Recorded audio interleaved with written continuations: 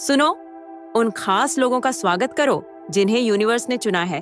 जब तुम किसी पवित्र चीज को गंदे हाथों से छूते हो, तो बाद में जब तुम्हारी जिंदगी बिखरने लगे तो चिल्लाना मत।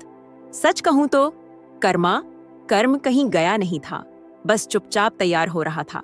और पता है क्या, इस बार उसने हील्स पहनी है। वो लोग सोचते थे कि तुम्हारे साथ मस्ती करना बस एक शौक है, एक छोटा सा खेल है। तुम शांत रहती थी, थोड़ी अलग थी, तुम गंदी चालें नहीं चलती थी, और जब तुम्हें उन्हें सबके सामने लाने का पूरा हक था, तब भी तुमने उन्हें बेनकाब नहीं किया। लेकिन वो एक चीज नहीं जानते थे, तुम सिर्फ शांत नहीं थी, तुम तो यूनिवर्स की स्पेशल लिस्ट में थी। वो एक ऐसी रूह के साथ खिलवाड़ कर रहे थे जो खुद यूनिवर्स की भेजी हुई थी, जिसके कोड्स बहुत गहरे थे। और अब हर डिजिटल सबूत, हर फोन कॉल, हर वो बात जो उन्होंने अंधेरे में कही, वो सब एक बड़े से नोटिस की तरह वापस आ रही है। सच तो ये है कि पुरानी आध्यात्मिक विद्याओं के मुताबिक जो लोग चुने हुए लोगों को नुकसान पहुंचाते हैं, वो सिर्फ अपना ही नहीं बल्कि अपनी आने वाली पीढ़ियों का कर्म भी खराब कर लेते हैं। मतलब कुछ लोगों ने सिर्फ अपनी जिंदगी ही नहीं बल्कि अपनी पूरी नस्ल को एक ऐसे कर्ज पर डाल दिया है जिसका हिसाब वो कभी सोच भी नहीं सकते थे। और अब वो कांप रहे हैं, इसलिए नहीं कि तुम खतरनाक हो, बल्कि इसलिए कि वो भूल गए कि यूनिवर्स चुपचाप सब देखता है और फिर चारों तरफ से गूंजकर जवाब देता है। तो आराम से बैठो, क्योंकि आज हम सिर्फ कर्मा की बात नहीं करेंगे, बल्कि ये भी जानेंगे कि तुम्हारा नाम हमेशा महफूज क्यों रहा, उनकी बर्बादी में यूनिवर्स का क्या हाथ है, और तुम ऐसी क्या खास हो कि कल तक जो लोग तुम पर हंसते थे आज रहम की भीख मांग रहे हैं, और जो लोग अभी भी सोचते हैं कि कर्मा बस बैड लक, बुरा वक्त है। प्यारे, तुम अब भी जानोगे कि इसका निशाना कितना पक्का और टाइमिंग कितनी कमाल की होती है। चलो शुरू करते हैं। नंबर 1, उन्हें पता ही नहीं था कि तुम सिर्फ एक टारगेट नहीं बल्कि ब्रह्मांडीय कानून की एक जानकार थी। वो सोचते थे कि वो बस किसी आम इंसान से पंगा ले रहे हैं, किसी ऐसे इंसान से जिसे वो आसानी से कंट्रोल कर सकते हैं, छोड़ सकते हैं, जिसके बारे में गॉसिप कर सकते हैं, या जिसे भावनात्मक रूप से थका सकते हैं बिना किसी अंजाम के। लेकिन वो ये नहीं समझ पाए कि वो किसी आम शिकार से नहीं बल्कि यूनिवर्स की चुनी हुई खास रूह से छेड़छाड़ कर रहे थे, जिसे एक ऊंची शक्ति का सहारा था। उन्होंने जो किया वो सिर्फ इंसानियत के नजरिए से गलत नहीं था, बल्कि वो एक ऐसे ब्रह्मांडीय कानून का उल्लंघन था जिसके बारे में उन्हें पता तक नहीं था। इस दुनिया में कुछ लोग ऐसे होते हैं जिनके अंदर की ऊर्जा कहीं और से आती है, वो एक अलग ही फ्रीक्वेंसी पर होते हैं, किसी पुरानी और अनदेखी चीज से जुड़े होते हैं। और जब दूसरे लोग, खासकर बुरी नीयत से, उनके रास्ते में आते हैं, तो वो सिर्फ छोटी मोटी शरारत नहीं कर रहे होते, बल्कि वो खुद को एक ऐसे अंजाम के जाल में फंसा रहे होते हैं जिसके लिए उन्होंने कभी हामी नहीं भरी थी, लेकिन उन्हें चुकाना ही पड़ेगा। तुमने खुद को चुना नहीं था, तुमने कोई झंडा लेकर यह ऐलान नहीं किया था कि तुम्हारी आध्यात्मिक रैंकिंग क्या है, लेकिन इशारे हमेशा से थे। तुम्हारी हिम्मत, तुम्हारी अंदर की आवाज, अंधेरे में भी तुम्हारी चमकती हुई रूह, वो माफ करने की तुम्हारी आदत जहां दूसरे लोग बदला लेने को तैयार होते। तुम अलग बनी ही थी, और कहीं ना कहीं तुम्हारे दुश्मन भी ये महसूस करते थे। वो बेचैनी जो तुम्हारे बारे में झूठ बोलते वक्त उनके सीने में उठती थी, वो घबराहट जो तुम्हें धोखा देने के बाद होती थी, वो कुछ गड़बड़ महसूस कर सकते थे, लेकिन उन्होंने इसे नजरअंदाज कर दिया, ये सोचकर कि उनकी चालाकी उन्हें बचा लेगी। वो ये नहीं समझ पाए कि तुम किसी बड़े प्लान का हिस्सा थी, तुम एक चलती फिरती परीक्षा थी, और हर वो इंसान जिसने तुम्हारा फायदा उठाने की कोशिश की, वो असल में यूनिवर्स के जरिए खुद को परख रहा था। जैसे ही उन्होंने तुम्हारे खिलाफ साजिश रची, मजाक उड़ाया या कोई चाल चली, एक काउंटडाउन शुरू हो गया, क्योंकि किसी चुने हुए इंसान के साथ पंगा लेना सिर्फ उसे चोट पहुंचाना नहीं होता, बल्कि ये यूनिवर्स के संतुलन को बिगाड़ना होता है। और इस तरह का असंतुलन हमेशा यूनिवर्स को सुधारात्मक कार्रवाई करने पर मजबूर करता है। अब उनकी जिंदगी बिखर रही है, इसलिए नहीं कि तुम उन्हें श्राप दे रही हो या बदला ले रही हो, बल्कि इसलिए कि उन्होंने एक ऐसा आध्यात्मिक नियम तोड़ा जिसे समझने की उन्होंने कोशिश भी नहीं की। उन्होंने वो यूनिवर्स की परीक्षा फेल कर दी जिसके बारे में उन्हें पता भी नहीं था, और अब यूनिवर्स अपनी फीस वसूल रहा है। जिसे वो एक छोटा सा हमला समझ रहे थे, वो असल में आंखें बंद करके कर्मा के रास्ते पर सीधे सिर मारना था। उन्हें तुम्हें अकेला छोड़ देना चाहिए था। नंबर 2, जिसे वो कमजोरी समझते थे, वो असल में पवित्र संयम था। उन्होंने तुम्हें कमजोर समझा क्योंकि तुमने पलटकर जवाब नहीं दिया, उन्हें सबके सामने नहीं लाया या उनकी इज्जत नहीं उछाली जब तुम्हें पूरा हक था।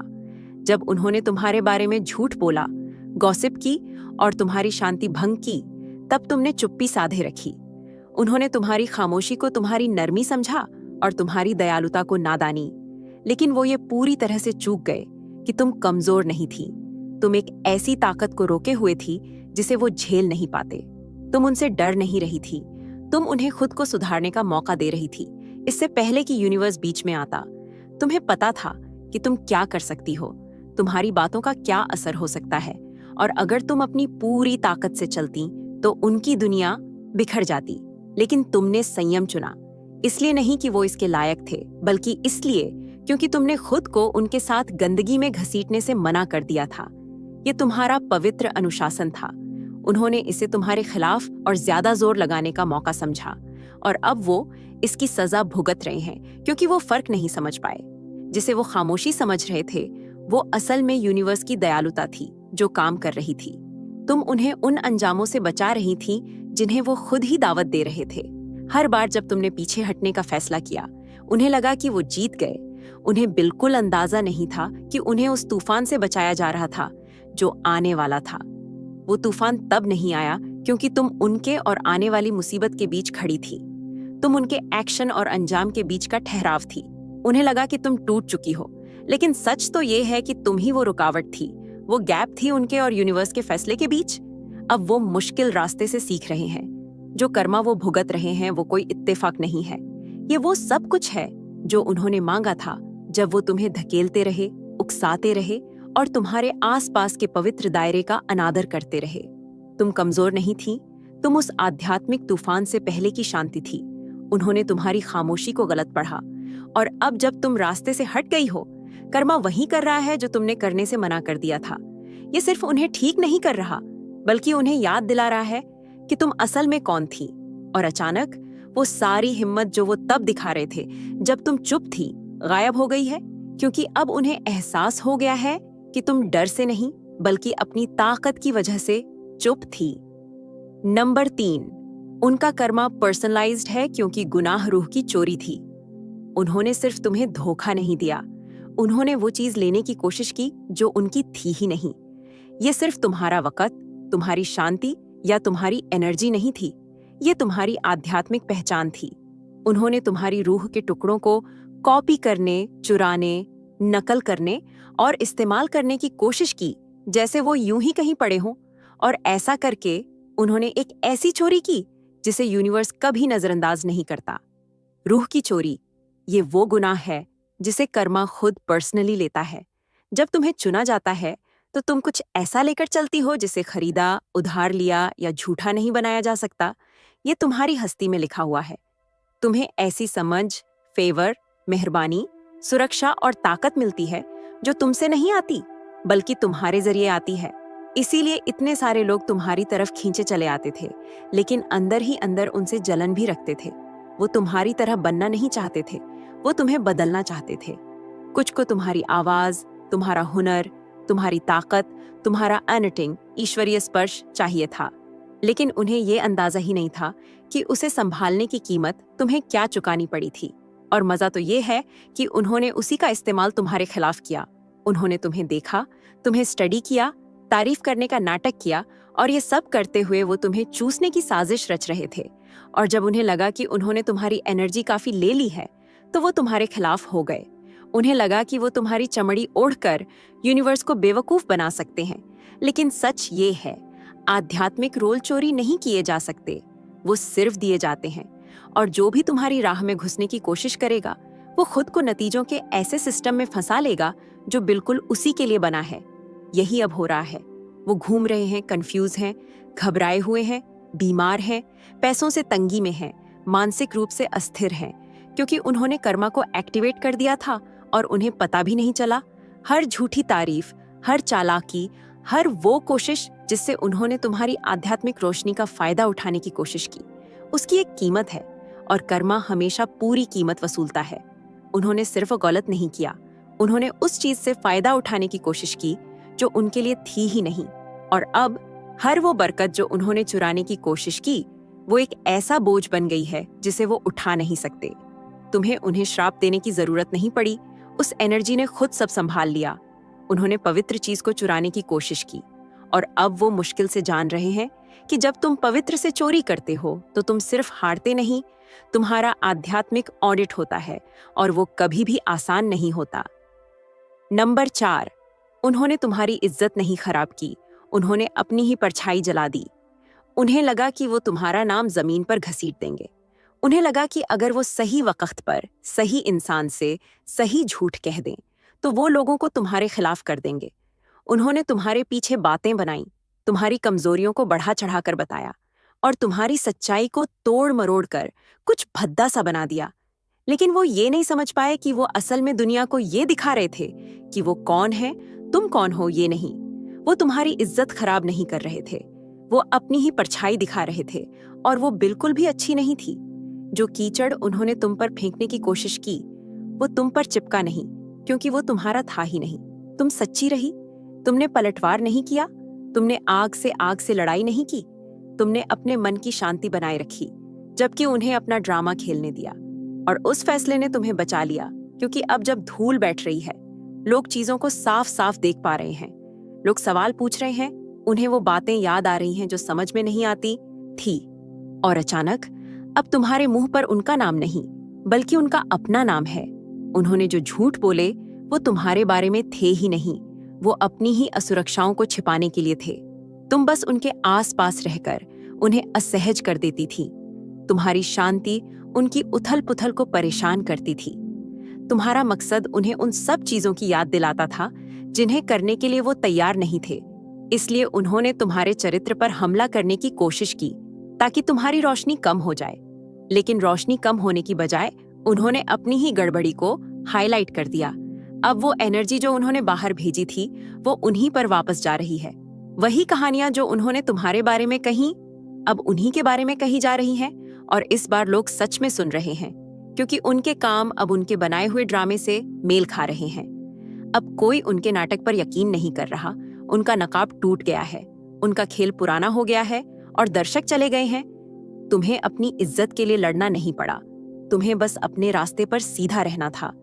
यूनिवर्स ने बाकी सब संभाल लिया, और अब सच उनकी झूठी बातों से कहीं ज्यादा जोर से बोल रहा है। वही जाल जो उन्होंने तुम्हारे लिए बिछाया था, वही वो स्टेज बन गया जहां उन्होंने खुद को बेनकाब कर दिया, और वो भी तब जब तुम्हारे हाथ बिल्कुल साफ थे। और सबसे मजेदार बात यह है कि उन्होंने तुम्हारी इज्जत खराब करने की कोशिश में अपनी ही विश्वसनीयता को बर्बाद कर लिया। नंबर 5, उन्हें लगा उन्होंने तुम्हें तोड़ दिया, पर उन्होंने तो बस तुम्हारे अंदर एक पुराना कोड एक्टिवेट कर दिया। वो इतने यकीन में थे कि तुम्हारा खेल खत्म हो गया है। उन्हें लगा कि धोखा, नुकसान, वो ट्रॉमा, वो सब मिलकर तुम्हें हमेशा के लिए चुप करा देंगे। वो तुम्हें सिकुड़ते हुए, गायब होते हुए, या उसी अंधेरे में गिरते हुए देखना चाहते थे जहां वो तुम्हें खींचने की कोशिश कर रहे थे। लेकिन वो ये नहीं समझ पाए कि दर्द चुने हुए लोगों को कमजोर नहीं करता, बल्कि उन्हें एक्टिवेट करता है। जब उन्होंने तुम्हारा दिल तोड़ा तो उन्होंने अनजाने में तुम्हारे हायर सिस्टम को एक्टिवेट कर दिया। उन्होंने तुम्हें एक ऐसे वर्जन से मिलवाया जिसे तुम खुद भी नहीं जानती थी। वो तकलीफ तुम्हें तोड़ नहीं रही थी, उसने तुम्हें जगा दिया था। और ये सिर्फ मानसिक या भावनात्मक रूप से नहीं, इसने तुम्हारी रूह के अंदर कुछ बहुत पुराना जगा दिया। एक गहरी समझ, एक आध्यात्मिक डीएनए जो तब तक सोया हुआ था जब तक जिंदगी ने तुम्हें खोल नहीं दिया। तुम्हें याद आने लगा कि तुम दर्द से पहले कैसी थी, सिर्फ इस जिंदगी में नहीं बल्कि रूह के स्तर पर। तुम सिर्फ जी नहीं रही थी, तुम्हें फिर से सेट किया जा रहा था। हर आंसू, हर रात की बेचैनी, तकिए में हर वो खामोश चीख, वो सब एक कोड एक्टिवेट कर रही थी। हिम्मत, ताकत और वो समझ जो कोई किताब या गुरु तुम्हें कभी नहीं सिखा सकता था। यही वो चीज थी जिसे वो कभी देख नहीं पाए। उन्हें लगा कि तकलीफें तुम्हें कड़वा, टूटा हुआ और खोया हुआ बना देगी, लेकिन इसके बजाय इसने तुम्हें एकदम फोकस्ड, आध्यात्मिक हथियारों से लैस और अटूट बना दिया। तुम अलग तरह से चलने लगी, लोगों के आर पार देखने लगी, वो चीजें सुनने लगी जो दूसरे नहीं सुन पाते थे, ऐसी ताकत से बोलने लगी जो सीधे रूह पर असर करती थी, क्योंकि दर्द ने तुम्हें सिर्फ चोट नहीं पहुंचाई थी, बल्कि तुम्हें एक तरह की दीक्षा दी थी। तुमने अपने ऊंचे वाले वादे को पूरा करना शुरू कर दिया, बिना ये जाने भी। और अब यूनिवर्स तुम्हारे चारों तरफ हर चीज को ठीक कर रहा है। मौके आ रहे हैं, बंद रास्ते खुल रहे हैं, छुपे हुए दोस्त सामने आ रहे हैं, और वही लोग जो तुम्हें दफनाने की कोशिश कर रहे थे, वो अब मजबूरन तुम्हें ये सब करते हुए देख रहे हैं। वो हैरान है कि तुम अब भी खड़ी हो, लेकिन जो चीज उन्हें डरा रही है वो ये है कि तुम अब वो इंसान नहीं रही जिसे उन्होंने तोड़ने की कोशिश की थी। तुम बड़ी हो गई हो, ज्यादा शार्प हो गई हो, तुम्हें गाइडेंस मिल रही है। उन्होंने तुम्हें तोड़ा नहीं, उन्होंने वो भ्रम तोड़ा कि तुम कभी भी पावरलेस, बिना ताकत के नहीं थी। और ऐसा करके उन्होंने उस वर्जन को एक्टिवेट कर दिया है जो याद रखता है कि तुम यहाँ क्यों आई थी। अब तुम ऐसे चलती हो जैसे तुम्हें सब पता है, और वो इसे महसूस कर सकते हैं, चाहे वो इसे समझा ना पाए। नंबर 6, उनका कर्मा बैड लक नहीं, बल्कि एक पवित्र इंसान का अपमान करने का बिल है। जो वो भुगत रहे हैं वो सिर्फ बुरा वक्त नहीं है, ये एक मुश्किल दौर नहीं है, और यूनिवर्स उनके साथ नाइंसाफी नहीं कर रहा। जो वो महसूस कर रहे हैं वो उस आध्यात्मिक गुनाह की देर से मिली पेमेंट है, जिसके बारे में उन्हें लगा कि किसी ने देखा ही नहीं। जिस कर्मा में वो अब डूब रहे हैं वो असल में एक बिल है, तुम्हारे जैसे किसी पवित्र इंसान का अपमान करने का बिल, जिसे यूनिवर्स की कानूनन सुरक्षा हासिल है।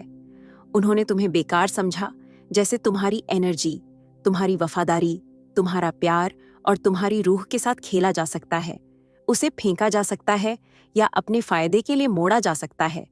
लेकिन वो ये नहीं जानते थे या महसूस तक नहीं करना चाहते थे कि तुम पर एक निशान लगा हुआ था। इस दुनिया में कुछ लोग ऐसे चलते हैं जिनके पास ईश्वरीय वादे होते हैं।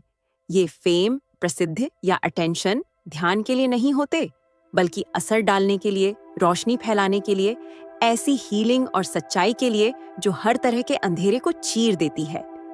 तुम उनमें से एक हो, और जब लोग इस तरह की रूह को पार करते हैं तो हमेशा एक रसीद होती है। उन्होंने तुम्हें आम समझा क्योंकि तुम शेखी नहीं बघाड़ती थी, क्योंकि तुम विनम्र थी, क्योंकि तुमने उन्हें कई मौके दिए। लेकिन वो सब दयालुता थी, कमजोरी नहीं। और अब जब उन्होंने उस दयालुता को पूरी तरह खत्म कर दिया है तो वो अंजाम जिस पर वो हंसते थे अब असल समय में सामने आ रहे हैं। पैसों की तंगी, बिगड़े हुए रिश्ते, रातों की नींद उड़ना, भावनात्मक रूप से टूट जाना, ऐसी चीजें जिन्हें वो समझा नहीं सकते लेकिन महसूस कर सकते हैं, जिन्हें कोई भी ध्यान भटकाने वाली चीज या पॉजिटिव सोच ठीक नहीं कर सकती। तुमने उन्हें श्राप नहीं दिया, तुमने बदला लेने की कोशिश नहीं की, तुमने बस खुद को रास्ते से हटा लिया। और जैसे ही तुम पीछे हटी, तुम्हारा कर्मा आगे बढ़ाया, क्योंकि यूनिवर्स का हिसाब किताब भावनाओं पर नहीं चलता, वो बहुत सटीक होता है। वो हर झूठ, हर चालाकी, हर धोखे को याद रखता है, जिसके बारे में उन्होंने कसम खाई थी कि कोई पता नहीं लगा पाएगा। और अब उनकी अपनी जिंदगी खुद गवाही दे रही है। वो ऐसे हालात में बेनकाब हो रहे हैं जो अलौकिक लगते हैं, क्योंकि वो हैं ही। यूनिवर्स को चिल्लाने की जरूरत नहीं है, वो बस अपना हाथ हटा लेता है।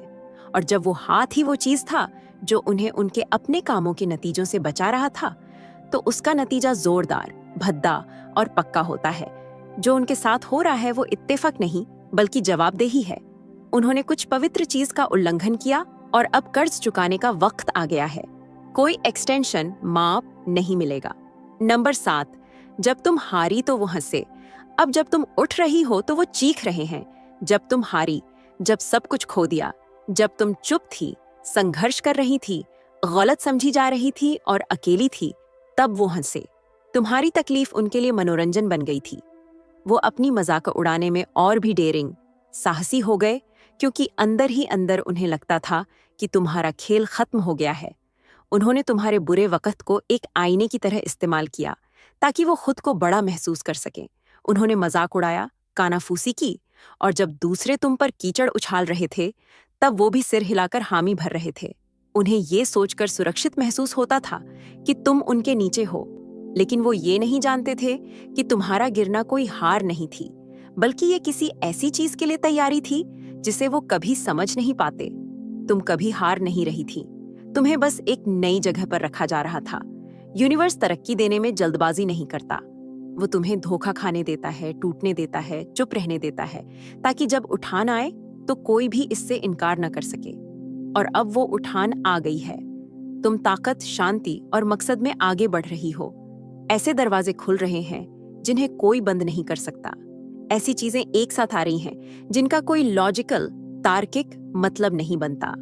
और वही लोग जो तुम पर हंस रहे थे अब घबरा रहे हैं। सिर्फ इसलिए नहीं कि तुम चमक रही हो, बल्कि इसलिए कि तुम्हारी चमक उनके लिए कुछ डरावना साबित कर रही है, कि वो उस इंसान का मजाक उड़ा रहे थे जिस पर यूनिवर्स का हाथ था। तुम्हारी वापसी सिर्फ तुम्हें ऊपर नहीं उठा रही, बल्कि उन्हें बेनकाब कर रही है। वो सिर्फ नफरत करने वाले नहीं थे, वो तुम्हारी कहानी के आध्यात्मिक दुश्मन थे। उन्होंने एक ऐसी रूह का मजाक उड़ाया जिस पर यूनिवर्स का काम चल रहा था। और अब तुम्हारी मेहरबानी का सबूत उनके पिछले कामों को पीछे से और भी बुरा दिखा रहा है। उन्हें एहसास हो रहा है कि जब वो तुम्हें दफनाने की कोशिश कर रहे थे तो वो असल में किसी पवित्र चीज से लड़ रहे थे। ये सिर्फ जलन नहीं है, ये अपराध बोध है, ये डर है, क्योंकि वो जानते हैं कि तुम्हारे जैसी बरकतें यूं ही किसी पर नहीं आती। ये उन पर आती हैं जिन्हें बुलाया गया है, जिन्हें परखा गया है, जिन्हें चुना गया है। और अब उनके पास वो बुरी सी फाइलिंग है। क्या हो अगर मैं उस इंसान का मजाक उड़ा रही थी जिस पर यूनिवर्स का हाथ था, और इसीलिए वो तुम्हारी सफलता बर्दाश्त नहीं कर पा रहे। उन्हें तुम्हारी जीत से परेशानी नहीं है, बल्कि उनकी जीत का मतलब उन्हें परेशान कर रहा है। तुम्हारी तरक्की ये साबित करती है कि तुम्हारे हंसी मजाक ने तुम्हारी मंजिल को नहीं रोका, बल्कि उसने बस ये रिकॉर्ड कर लिया कि जब वो सोच रहे थे कि यूनिवर्स ने तुम्हें छोड़ दिया है, तब कौन ताली बजा रहा था। और अब वो तुम्हें सबके सामने ऊंचा उठा रहा है, और उनकी खामोशी बहुत कुछ कह रही है। नंबर 8, जो उन्होंने चुपके से बोया था वो अब सबके सामने उग रहा है। उन्हें पूरा यकीन था कि वो चुपके से झूठ बो सकते हैं और कभी पकड़े नहीं जाएंगे। उन्हें लगा कि अगर वो थोड़ी धीरे बोलेंगे, थोड़ी बातों को तोड़ मरोड़ कर पेश करेंगे और थोड़ी चालाकी से चलेंगे तो किसी को पता नहीं चलेगा। लेकिन उन्होंने ये हिसाब नहीं लगाया था कि आध्यात्मिक कानून कैसे काम करता है। ऊर्जा हमेशा वापस आती है, बीज हमेशा उगते हैं, और जो अंधेरे में किया जाता है वो कभी वहीं नहीं रहता। जो उन्होंने दरवाजों के पीछे बोया था वो अब वहां उग रहा है जहां हर कोई देख सकता है। और ये कोई सुंदर बगीचा नहीं, ये एक कब्रिस्तान है।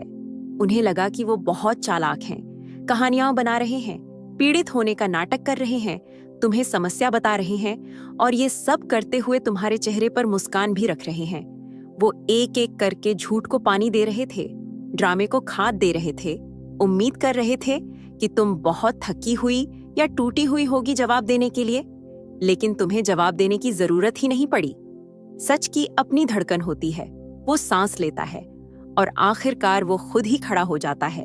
अब वो सब कुछ जो उन्होंने किया था वो बिखर रहा है, बदले के जरिए नहीं, तुम्हारे जरिए बेनकाब होने से नहीं, बल्कि एक तरह के ईश्वरीय संतुलन से जिसे रोका नहीं जा सकता।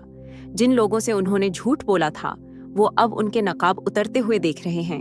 जिन लोगों को उन्होंने तुम्हारे खिलाफ किया था वो अब सब कुछ पर सवाल उठा रहे हैं। वो रिश्ते जिन्हें उन्होंने अपना केस बनाने के लिए इस्तेमाल किया था वो ढह रहे हैं। उनकी विश्वसनीयता खत्म हो रही है। और सबसे अजीब बात यह है कि तुमने एक उंगली भी नहीं उठाई। यही वो चीज है जिसे वो संभाल नहीं पा रहे। ये सिर्फ ये नहीं है कि वो बेनकाब हो रहे हैं, बल्कि ये है कि ये कैसे हो रहा है, चुपचाप, बिल्कुल सही समय पर, बिना तुम्हारी भागीदारी के। ठीक उसी तरह जैसे उन्होंने चुपके से अपना धोखा बोया था, यूनिवर्स उसे पूरे शोर के साथ सबके सामने बिल्कुल साफ तौर पर सामने ला रहा है, बिना किसी कंफ्यूजन के। और ये उनके दिमाग को खराब कर रहा है क्योंकि उन्होंने कसम खाई थी कि वो बच निकलेंगे। इसी बीच तुम ऊपर उठ रही हो, घमंड में नहीं, अहंकार में नहीं, बल्कि सच्चाई के साथ जिसे नकारा नहीं जा सकता। तुम्हारी स्थिरता, तुम्हारी शांति, तुम्हारी तरक्की उन्हें वो दिखा रही है जो वो असल में थे। असुरक्षित लोग जो उसे तबाह नहीं कर सकते थे, जिसे वो समझ नहीं सकते थे। और अब जैसे जैसे तुम्हारी रोशनी फैल रही है वो उन सब चीजों पर एक कठोर रोशनी डाल रही है जिन्हें वो छिपाने की कोशिश कर रहे थे। उन्होंने धोखा बोया था, अब वो बेनकबी का नतीजा भुगत रहे हैं और पूरी दुनिया देख रही है। नंबर 9, वो तुम्हें टूटते हुए देखना चाहते थे, पर अब तो वो खुद ही बिखर रहे हैं। कुछ लोग ऐसे थे जो सिर्फ तुम्हें असफल होते हुए नहीं देखना चाहते थे, बल्कि उन्हें तुम्हारी जरूरत थी। तुम्हारी तकलीफ से उन्हें ताकत मिलती थी। वो तुम्हें टूटते हुए देखते थे। वो लोग जो तुम्हें नीचे गिरा हुआ देखकर खुश हो रहे थे, जैसे तुम्हारे दुख से उन्हें लगता था कि वो तुमसे ज्यादा ताकतवर, ज्यादा होशियार, ज्यादा बेहतर हैं।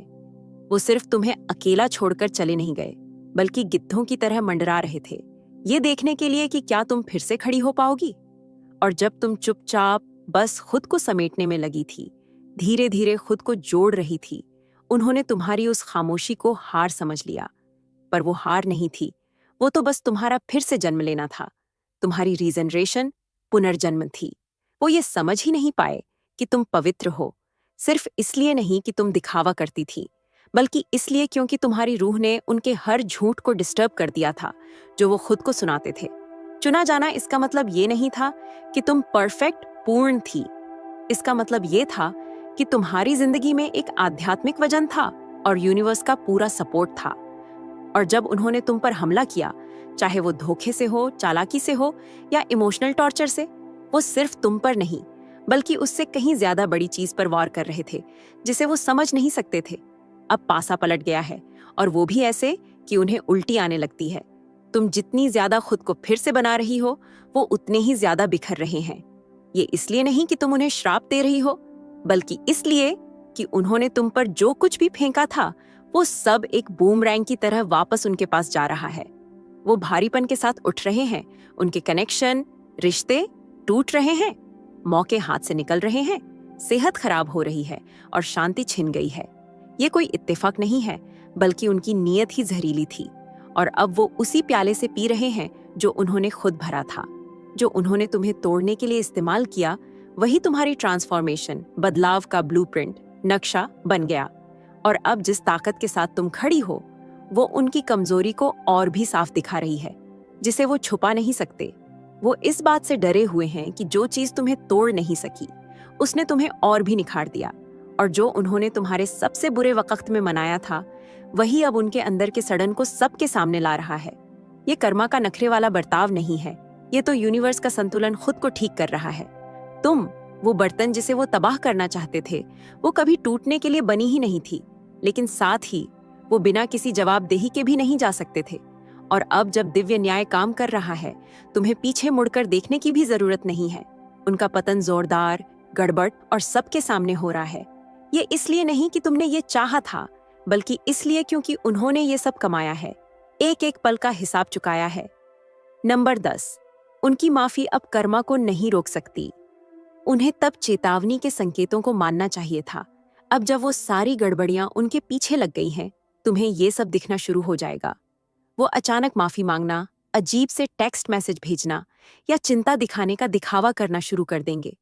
पर ये असली जवाबदेही नहीं है, ये डर है, ये वो घबराहट है जो तब आती है जब लोगों को आखिरकार एहसास होता है कि उन्होंने जो नुकसान पहुंचाया वो छोटा मोटा नहीं था, और जिस इंसान को उन्होंने तोड़ने की कोशिश की थी, वो कोई आम इंसान नहीं था। उन्हें अपने के पर पछतावा नहीं है, बल्कि इस बात पर है कि इसकी वजह से उन्हें क्या भुगतना पड़ रहा है। कुछ लोगों को सपने आए थे, अंदर से आवाज आई थी, चेतावनी मिली थी कि तुम्हारे साथ पंगा मत लो। वो पल जब उन्हें झिझक हुई थी, जब उन्होंने तुम्हारे खिलाफ साजिश रचते वक्त अजीब सी हिचकिचाहट महसूस की थी। उनकी अपनी रूह उन्हें रोक रही थी, लेकिन उनके घमंड ने उन्हें आगे बढ़ाया। उन्होंने सिर्फ किसी को चोट नहीं पहुंचाई, उन्होंने कुछ पवित्र चीज का उल्लंघन किया था, और अब वो पीछे हटने की कोशिश कर रहे हैं, उम्मीद कर रहे हैं कि उनके शब्द उन कामों को रद्द कर देंगे जो पहले ही शुरू हो चुके हैं। पर कर्मा ऊपरी भावनाओं पर काम नहीं करता। वो बनावटी माफी या मगरमच्छ के आंसू पर जवाब नहीं देता। वो एनर्जी, इरादे और तालमेल को पढ़ता है। वो उन पलों को याद रखता है जिन्हें किसी और ने नहीं देखा, जब उन्होंने तुम्हारे दर्द पर हंसा था, जब उन्होंने तुम्हारी दयालुता का फायदा उठाया था, जब उन्होंने तुम्हें और उकसाया था, सिर्फ ये देखने के लिए कि तुम कब भड़कती हो। उन्होंने वो रेखाएं पार की जिन्हें पार करने से उन्हें बार बार मना किया गया था, और अब यूनिवर्स हिसाब बराबर कर रहा है। उन्हें लगा था कि वक्त के साथ सब ठीक हो जाएगा, कि अगर वो आगे बढ़ गए तो सब भूल जाएंगे। पर आध्यात्मिक कानून की कोई एक्सपायरी डेट नहीं होती। हर गुनाह एक बीज है, और अब वो बीज उनके जीवन में उग रहे हैं।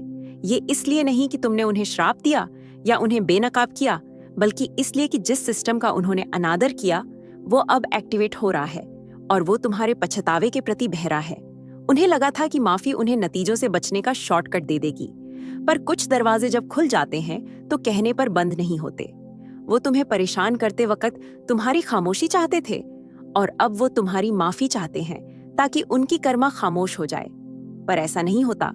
उन्हें बार बार चेतावनी दी गई थी और उन्होंने पवित्र एनर्जी के साथ जुआ खेलने का फैसला किया। अब जो नतीजा भुगतना पड़ रहा है वो वैकल्पिक नहीं है, वो तय है। नंबर 11, वो एनर्जी जिसे उन्होंने हथियार बनाया था अब बूमरैंग की तरह वापस आ रही है। उन्हें लगा था कि एनर्जी एक खेल है। उन्हें यकीन था कि अगर वो चालाकी से खेलें, तुम्हारे शब्दों को तोड़ मरोड़ दें, तुम्हें उकसाएं, तुम्हें गैसलाइट करें, तो कोई नतीजा नहीं होगा। उन्होंने तुम्हारी खामोशी को कमजोरी, तुम्हारी सहानुभूति को नादानी और तुम्हारी वफादारी को बेवकूफी समझा।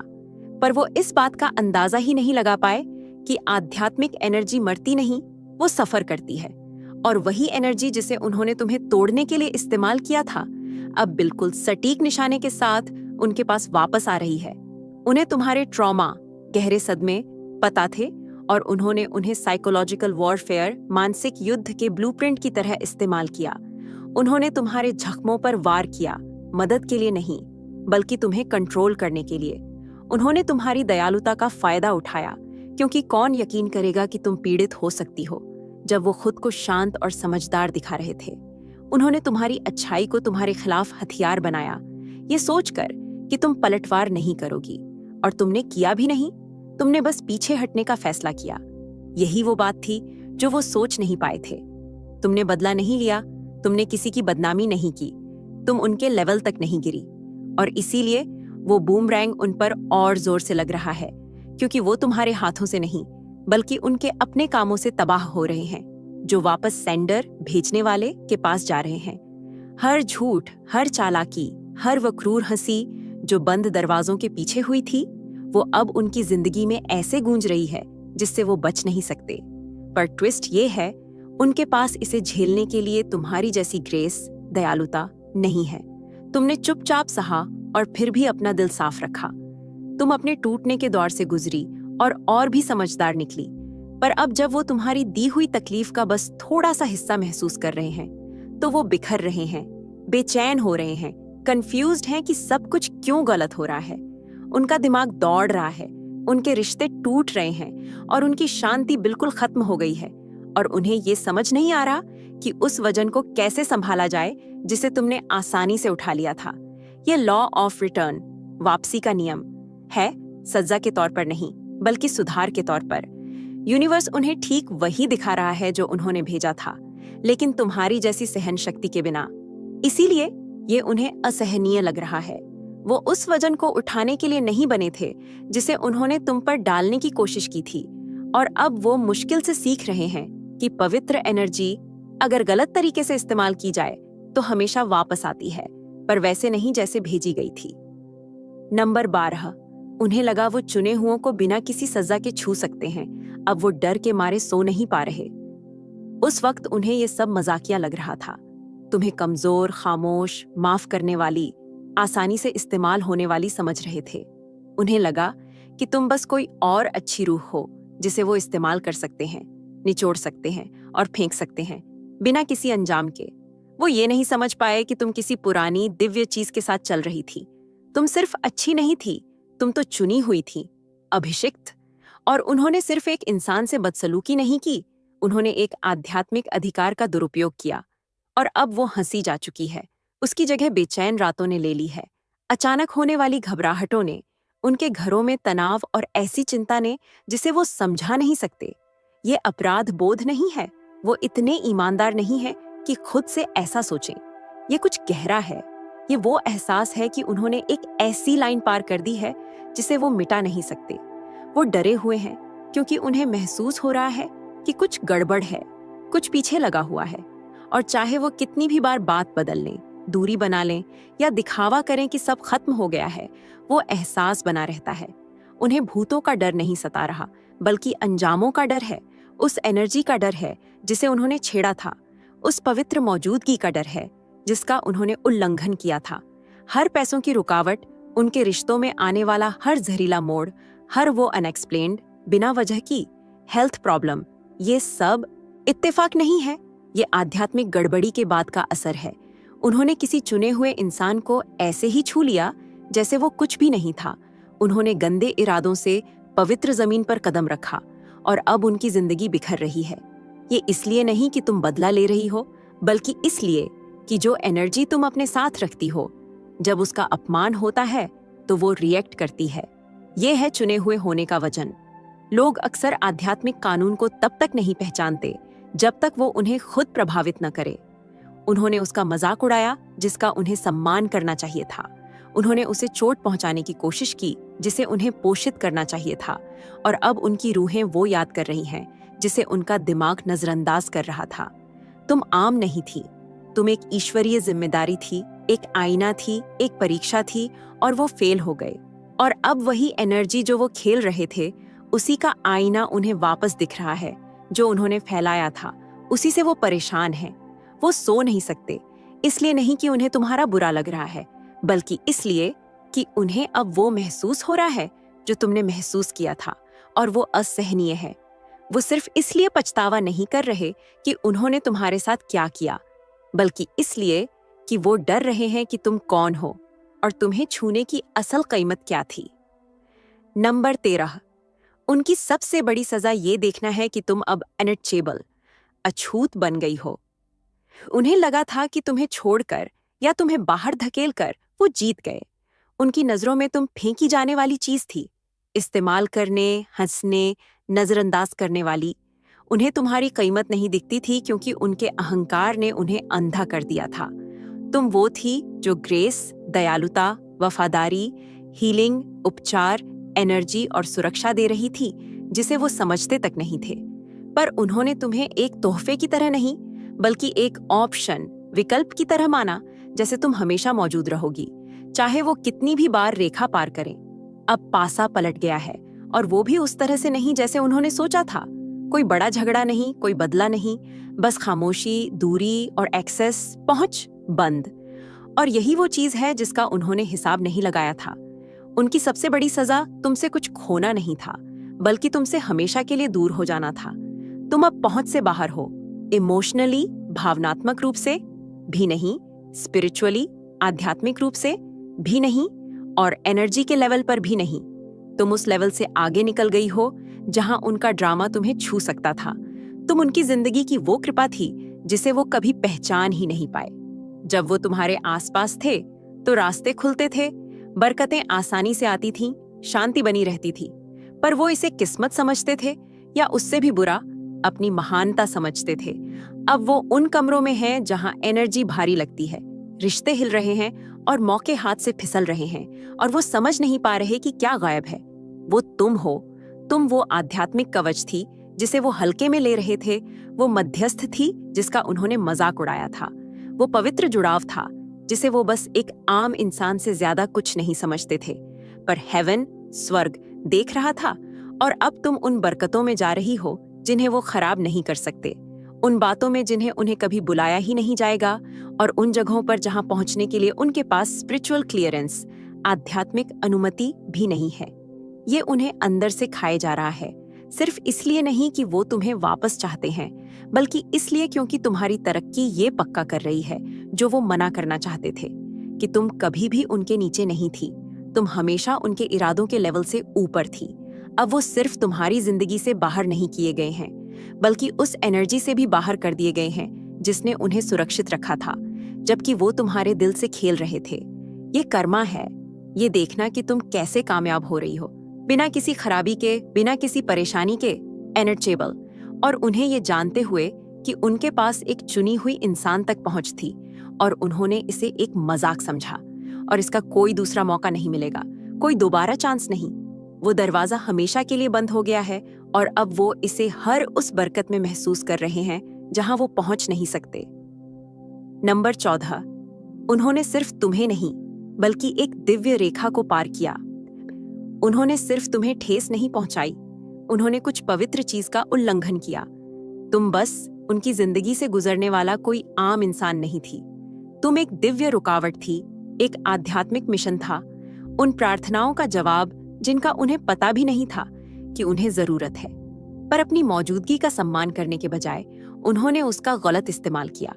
उन्होंने तुम्हें पार किया, ये सोचकर कि ये सिर्फ पर्सनल है, ये नहीं जानते हुए कि वो किसी बहुत बड़ी चीज को चुनौती दे रहे थे, इंसान और मांस मज्जा से कहीं ज्यादा।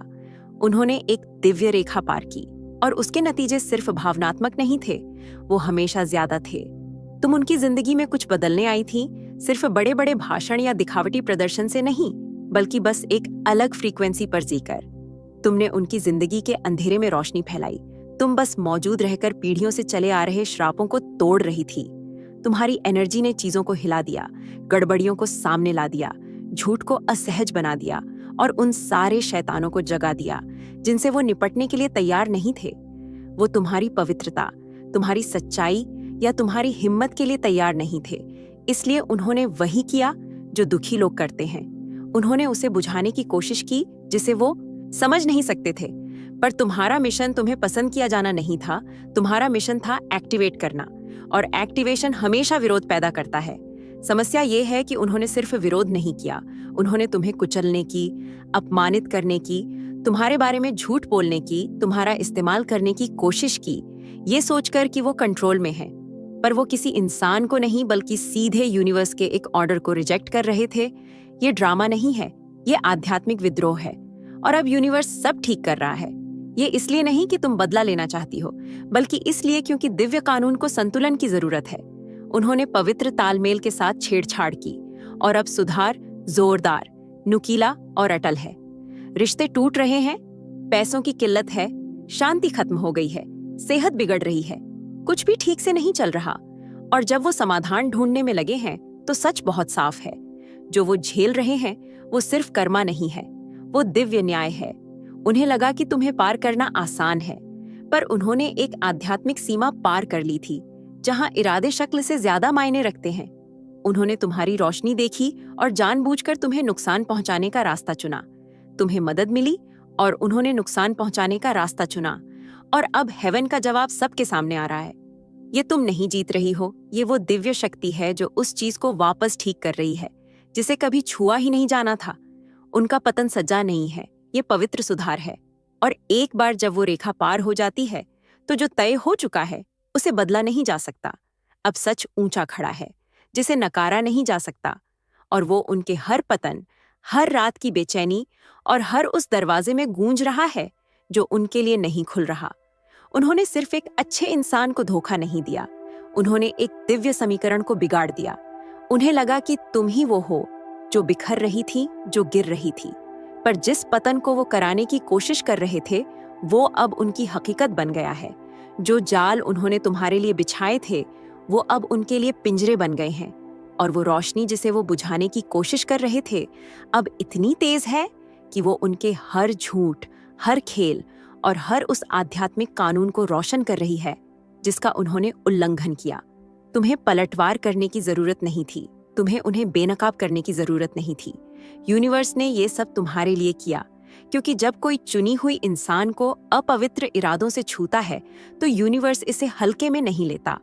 तुम्हें यहाँ दुर्व्यवहार, मजाक या निचोड़ने के लिए नहीं भेजा गया था। तुम्हें एक आईने की तरह, एक उत्प्रेरक की तरह, एक पवित्र मौजूदगी की तरह भेजा गया था। और चाहे उन्होंने तुम्हें प्यार किया हो या तुमसे नफरत, तुम्हारे प्रति उनकी प्रतिक्रिया हमेशा रिकॉर्ड की जा रही थी। आध्यात्मिक रूप से, ऊर्जा के स्तर पर, ब्रह्मांडीय रूप से। अब तुम सबके सामने उठ रही हो, सिर्फ ऊपर नहीं उठ रही, बल्कि अनस्टेबल, अछूत बन गई हो। सिर्फ ठीक नहीं हुई, बल्कि दिव्य अधिकार में बहाल हो गई हो। जबकि वो बाहर से देख रहे हैं, उस पहुंच से बाहर हैं जो वो कभी रखते थे, उस एनर्जी से बाहर हैं जिसने उन्हें सुरक्षित रखा था जब वो तुम्हारे दिल से खेल रहे थे। ये कभी बदला लेने के बारे में नहीं था, ये सच सामने लाने के बारे में था। ये दिव्य कानून के बारे में था। ये दिखाने के बारे में था कि कोई भी पवित्र एनर्जी के साथ छेड़छाड़ करके बच नहीं सकता। तुम्हारी चमक अब उनके गॉसिप से कहीं ज्यादा जोर से बोल रही है। तुम्हारी शांति उनकी सजा है, तुम्हारी तरक्की उनका हिसाब है। और जैसे ही वो उस खामोशी में बैठते हैं जिसे वो तुम्हारे लिए चाहते थे, उन्हें उस वजन को महसूस करने दो जो उन्होंने खो दिया है। सिर्फ एक इंसान नहीं, बल्कि एक रास्ता, कृपा, फेवर, सुरक्षा और तरक्की का सीधा कनेक्शन। ये रिकॉर्ड में रहे, उन्होंने तुम्हें नहीं खोया, उन्होंने तुम्हारे जरिए उस दिव्य शक्ति तक पहुंच खो दी। और वो दरवाजा कभी नहीं खुलेगा, कभी नहीं। अगर ये मैसेज तुम्हारी रूह तक पहुंचा तो बस स्क्रॉल करके आगे मत बढ़ो। सब्सक्राइब बटन दबाओ और ऐसे लोगों के ग्रुप का हिस्सा बनो जो तुम्हें देखते हैं, तुम्हें सुनते हैं और जानते हैं कि तुम क्या लेकर चलती हो। इस वीडियो को लाइक करो अगर इसने वो कंफर्म किया जो तुम्हारी रूह पहले से जानती थी। कमेंट्स में भेजो अगर तुमने कभी चुने हुए होने का एहसास किया हो, गलत समझा गया हो या तुम्हारे साथ बुरा बर्ताव हुआ हो पर कभी हार न मानी हो। और इसे किसी ऐसे इंसान के साथ शेयर करो जिसे ये याद दिलाने की जरूरत है कि जिस चीज से वो गुजरे वो कभी आम नहीं थी, वो पवित्र थी। चलो सच फैलाएं, सोए हुए दिग्गजों को जगाएं और यूनिवर्स को अपने मकसद से हिला दें। मैं तुम्हें देखती हूँ, मैं तुम्हारा सम्मान करती हूँ और मैं तुम्हें अगले वीडियो में मिलूंगी। चुने हुए रहो, सुरक्षित रहो और अनटचेबल, अछूत बने रहो।